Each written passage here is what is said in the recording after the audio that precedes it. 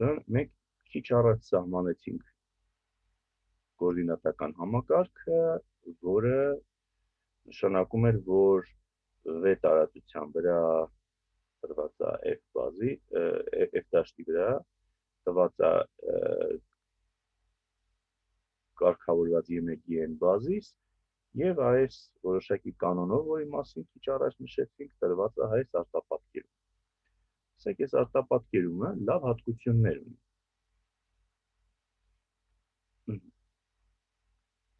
Նայեք, նա բիեկտիվ է,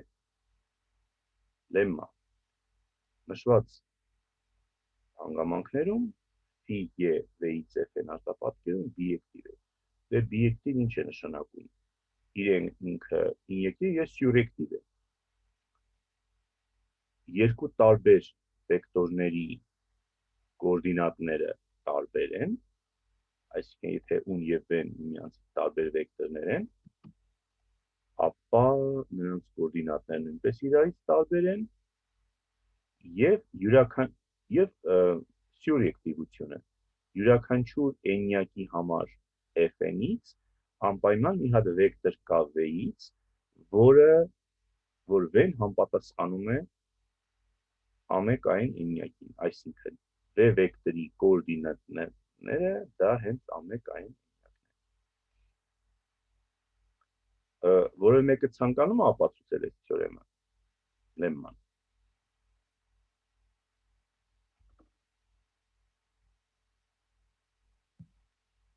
Դե ինյեկտիվությունը գալիս է այն թեորեմից, որ մենք ասել ենք, եթե վեկտորը ներկայացնում ենք բազիս վեկտորի գծային կոմբինացիաների տեսքով, ապա այդ ներկայացումը միակն է։ Այսինքն ինչ, եթե հանգարց u եւ v են ճարվել, որ երկուսն էլ նույն ունել v-ն էլ, տեսեք, ունել v-ն էլ, երկուսն էլ միակությունից է գալիս, թե լավ մտածենք, ունել v-ն էլ, երկուսն էլ արտապատկերվում են ահա այս էնյակին, երկուսն էլ նույնին են արտապատկերվել։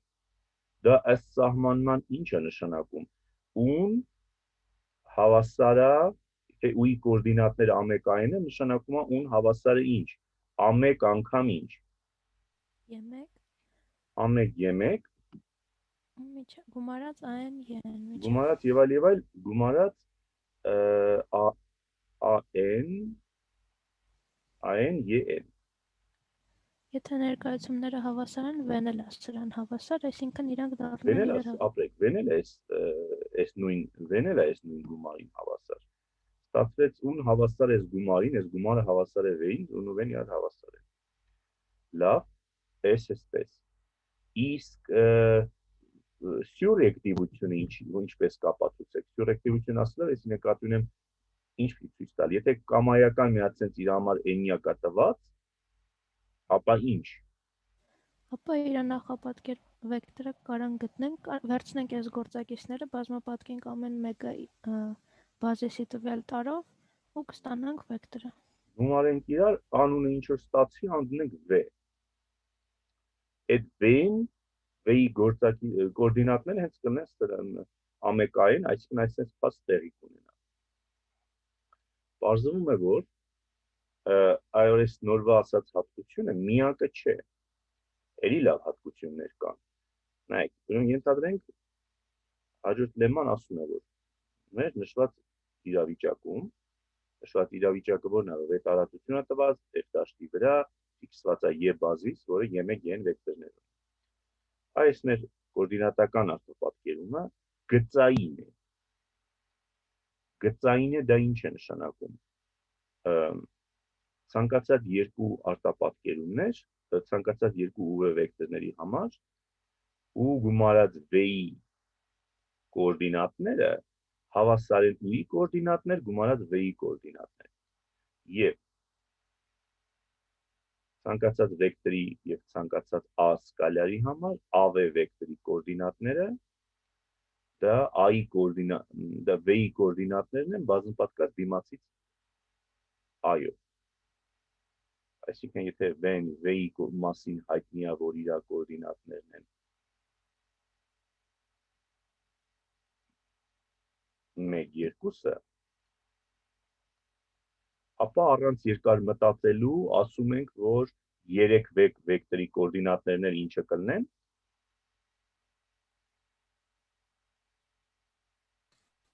3-6-ը։ այս կետերը մենք հեսա կապացուցենք, բայց բացի այս երկու կետերից նրանց համակցությամբ ստացվում է երրորդ հատկությունը։ Եթե W-ն դա A1, V1, AK, VK, AS գծային կոմբինացիան է մի խումբ վեկտորների, ապա եթե այս վեկտորներից յուրաքանչյուրի համար առանձին գիտենք իրանց կոորդինատական էնյակները, ապա W-ի կոորդինատական էնյակը նույնպես գիտենք։ Այսինքն սենց դա այս գումարն է։ Սենց կարելի է ձևակերպել։ Գծային կոմբինացիայի կոորդինատները հավասար են կոմբինացիային մասնակցող վեկտորների կոորդինատների գծային կոմբինացիային։ Մի քիչ ճոռոմ նախադասություն ստացվեց, բայց իմաստը հասկանալի է։ Սա ապացույցը անենք, թե այնուամենայնիվ սա շատ դյուրին է։ Գուցե սենց անենք, միայն առաջի կետի վրայով անցնենք, մնացածը թողնենք ինքնուրույն, որ շատ հեշտ են։ Դե ինչ է, եթե ու-ի և v-ի կոորդինատները տրված են, նշանակում է ու-ն դա այսպես է, չեն արտահայտված։ ու-ի կոորդինատներն են A1-ից A-ն է։ V-ն էլ է, եթե տված, նույն բազիսում, նրա կոորդինատներն են B1-ից B-ն, նշանակում նա այսպես է ներկայացվում։ Դե դեպքում ու գումարած V վեկտորը ով կլինի, չի լինի, ահա այս գծային կոմբինացիան պլյուս այս երկրորդ գծային կոմբինացիա, ստեղ էլ շնորհիվ աբելյանության աքսիոմի մենք չենք կարող նման անդամների միավորում կատարենք։ Այս A1 G1 գումարած B1 G2 գումարած B1 G1-ը գրենք այսպես նման միավորում կատարենք, դե ստեղ էլ տեսեք ինչ ստացվեց։ Այս Y1-ից Y-ը վեկտորներն են, իսկ դրանց դիմացները գրած են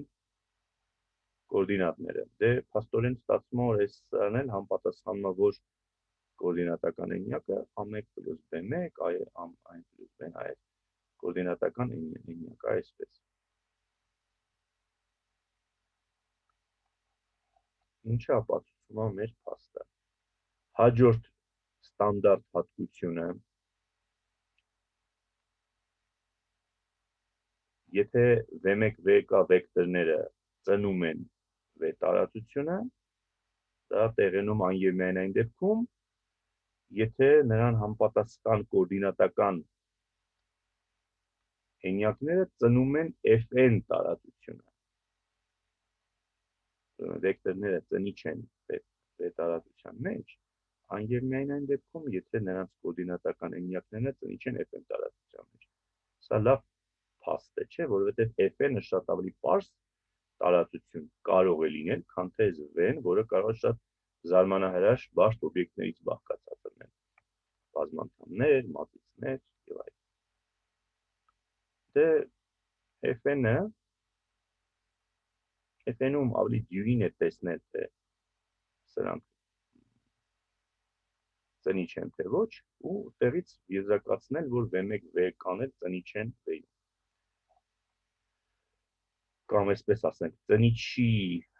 կոորդինատները ծնիչ են Fn-ում, ծնիչ վեկտորների կոորդինատները։ Հաջորդ հատկությունը սրա դուալն է։ V1, VK վեկտորները գծորեն անկախ են V-ում, անև միայն այն դեպքում, եթե նրա կոորդինատները, վեկտորների կոորդինատները անկախ են Fn-ում։ Եվ եթե այս երկու հատկությունները միավորենք իրար, կստացվի երրորդ հատկությունը, ծնիչն ու գծային անկախը որ ձուլում էինք իրար, ինչ հատկություն է տեղից ստացվում։ Բազիսը, ապրեք։ V1, VK վեկտորները բազիս են V-ում, անև միայն այն դեպքում, եթե նրանց համապատասխան կոորդինատները բազիս են FN-ում։ Դե ստեղ ուղղակի այս ապացույցը մի քունջ գրառումներ է պարունակում, պահանջում, որ ես նույնիսկ վստահ չեմ, թե արժի անել հիմա ձեր մեծամասնությունը ուղղակի առանց մտածելու մի վայրկյան դուրս կբերի։ Ինչու, եթե հələ օրինակ ինչ մտածենք։ Ասենք երկրորդ կետը առաջի կետը նախորդ լեմմաներից միանգամից է բխում։ Այստեղ այս երկրորդ կետը անկախության վերաբերյալ ինչ անենք։ A1, B1, AK, VK վեկտորները գրենք, հավասարացնենք 0-ի։ Ուսումնասիրում ենք անկախության փաստը, չէ՞։ Դե ենթադրենք յուրաքանչյուր V-ին իր կոորդինատական հենյակով ներկայացված է, այսպես անենք, որ այսպես է գրվում, եւ հիմա այս վերցնենք այս վեկտորների գծային կոմբինացիան հավասարացած 0-ի, դե այս յուրաքանչյուր վեկտորն է, տեսեք այս տեսքի գրառում ունի։ Ուրեմն ինչ, A1 անգամ ահա այսքանը գումարած եւ այլ AK անգամ ահա այսքանը, որը վեկան է։ Դա 0-ի հավասար է։ Գրում ենք, տեսնում ենք, որ այս գծային կոմբինացիան հավասար է 0-ի։ Օրինակներ, եթե այս բազմանդամները վերցնենք, այս հետաքրքիր օրինակներ, այս բազմանդամները վերցնենք որպես վեկտորներ եւ ասենք հարց տանք, արդյոք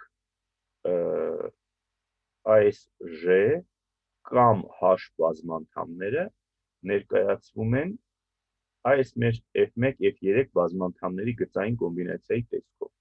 Նայեք, արտաքին տեսքից ընդհանրապես չի զգացվում, այդպես է, թե այդպես չի։ Նայեք, ահա, որտեղ այս բազմանդամները իրար շատ նման են, մենակ այստեղ 14-ով է վերջանում, այստեղ էլ 15-ով է վերջանում, եսի ներկայացվում են, թե ոչ։ Ոնց օգտվենք մեր անցած սիստեմից։ Ֆիքսում ենք E բազիսը բազմանդամային տարածության մեջ։ Այս բազիսում մեր F1, F3 վեկտորները ունեն ահա այս, տեսնում եք, կոորդինատական քառյակները։ Իսկ J-ն ու H-ը ունեն այս կոորդինատական քառյակները։ Եվ հենց որ բերեցին կոորդինատների լեզվին, գործը հեշտացավ։ Եթե ասենք J-ն պետք է լինի սրանց գծային կոմբինացիա, նշանակում է x1, x2, x3 փոփոխականներ պետք է ճարվեն, որ այս գծային կոմբինացիան հավասար լինի սրան քառյակների լեզվով, բայց ըստ մեր այս նորվա անցած լեմմայի դա ճիշտ է նաև, եթե այս սա տեղի ունենա քառյակներում, այսինքն R4-ում, դրա անալոգը ստեղ տեղի կունենա P3-ում։ Դե սա էլ հուսով եմ արդեն գլխի եք ընկնում հաջորդ քայլը ինչ անելու, թարգմանվում է արագորեն գծային հավասարումների համակարգի, սա գրվում է իր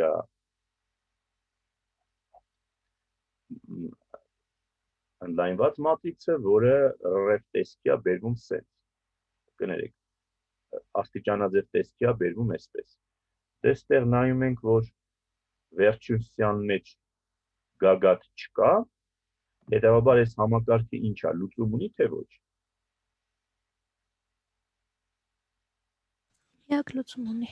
Այո, այն էլ միակ լուծում ունի, լուծումն էլ էսա, 7 մինուս 11, 5։ Ուրեմն այդ էնյակը, կոորդինատական, այս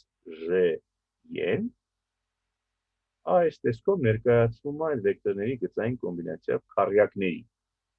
Իսկ այն մեր մի քիչ առաջ ապացուցած լեմմայի շնորհիվ մենք կարող ենք հետ վերադառնալ մեր բազմանդամներին եւ ասենք, որ այս J-ն էլ հավասար է այս գծային կոմբինացիային։ Իսկ եթե մենք J բազմանդամի փոխարեն H-ը վերցնենք, որը շատ-շատ չնչին տարբերություն չէ մեր J-ից, Այդ դեպքում ստացվում է ահա այս մատրիցը, ու իսկ այս մատրիցից ինչ եզրակացություն կարելի անել։ Լուծում չունի։ Լուծում չունի։ Օրինակական համակարգերը ինչ հետաքրքիր կիրառություններ ունեն։ Սրանից հետո մենք վեկտորները նույնացնելու ենք իրանց էնյակների հետ եւ գծային կոմբինացիան, գծային կախվածությունը, ծնի չլնելու փաստը, անկախ լնելու փաստը, բազիս լնելու փաստը ժառանգվելու են տառացիորեն V-ից Fn եւ հակառակը Fn-ից հետ են վերադառնալու չէ, այստեղ հիշելով հանրահաշվական համակարգերի դասընթացների իզոմորֆիզմ, հոմոմորֆիզմ հասկացությունները մենք կարող ենք այստեղ ավելացնենք նաև այն, որ ինչ որ մենք կառուցեցինք, դա գծային տարածությունների իզոմորֆիզմ է։ Շուտով այդ տերմինը մեր դասընթացում այստեղ է կհանդիպի, բայց եկեք անունը ասենք, որ մեզ հայտնի է դա։